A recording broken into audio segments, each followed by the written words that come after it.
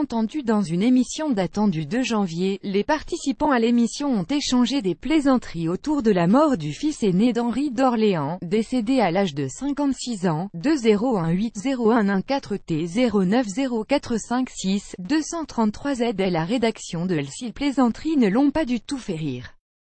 Le comte de Paris Henri d'Orléans a saisi le CSA après des plaisanteries sur le handicap mental de son fils aîné, décédé fin décembre, dans l'émission Les Grosses Têtes de RTL. C'est ce qu'a indiqué samedi le régulateur confirmant une information du Figaro. Selon le journal, le comte de Paris a saisi le Conseil supérieur de l'audiovisuel au nom de tous les enfants handicapés de France pour atteinte à la dignité humaine. Le CSA, qui a reçu ce courrier vendredi, n'a pas enregistré d'autres signalements.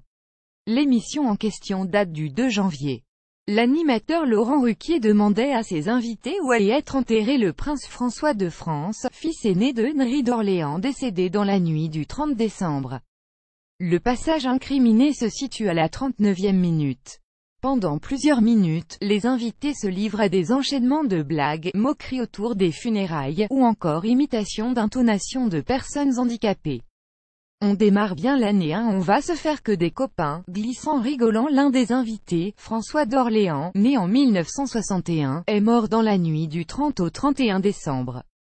Comme sa sœur la princesse Blanche, il souffrait d'un handicap mental lourd, conséquence de la toxoplasmose dont il avait été atteint pendant la grossesse de sa mère.